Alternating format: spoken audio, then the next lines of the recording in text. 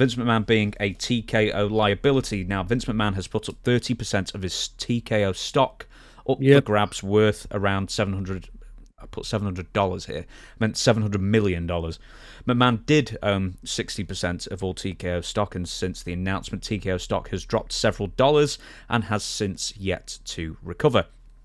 Ari Emanuel and the first TKO SEC filing have mentioned Vince by name as a potential liability to the TKO company, and it seems Vince has the power to significantly impact the value of the company in more ways than one, not just selling stock in bulk, but also currently being investigated by the federal government for an as yet unknown reason.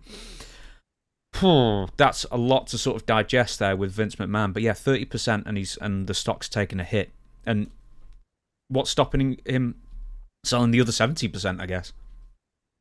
I don't know. 30%, that leaves him 70%. Mm-hmm. But it keeps him involved, I would imagine.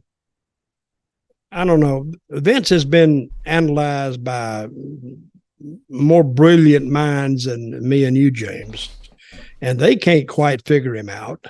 So, but I thought somewhat along the way that Vince would become a liability to them, and they had the business sense to try to slow him down, stop him, which they have actually done, cost them a lot of money, but they did it.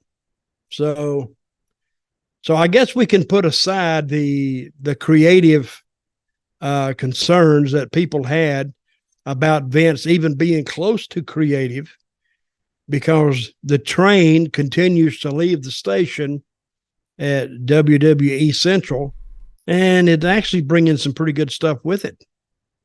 So let's see if WWE can continue to grow, because the WWE product right now that they're putting out, and I hate to sound like Meltzer and the product and all this, but what they're putting out now is actually pretty good. You can sit back and watch it, and I can see some parts of it that resemble when WWE was in its heyday. And this may be heyday number 2, because their stuff is good. A lot of talent is over, and you can actually watch it. You know, wrestling was like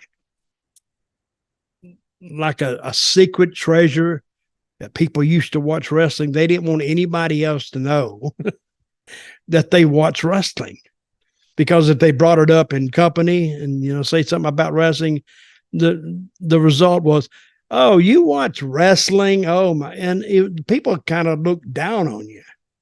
But now you can actually watch it with somebody who's might be a critic, because the stigma is gone. Now it's out of the bottle. The genie's out of the bottle. Yeah, it's scripted. And I always hated the word fake, because it's not fake. It may be been pre-planned or prearranged, but it's not fake, because tell that to a ring floor. That's hard as hell. It hurts. But you can actually watch it with a friend who's was a critic before, and they enjoy it because it's entertaining now. And that's what it was meant to be anyway. So anyway, about TKO, Vince, good luck to you.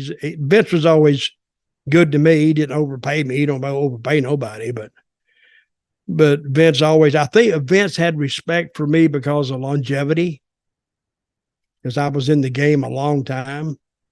And I think that's what got me there in the first place, and it's probably what kept me there for a while. With Vince McMahon still being associated with the company now in November 2023, is it overall a good or bad thing to have Vince McMahon associated with WWE now? The TV rights have been mostly settled. I think it's a moot point. I think, because I don't think he helps it, but he doesn't hurt it.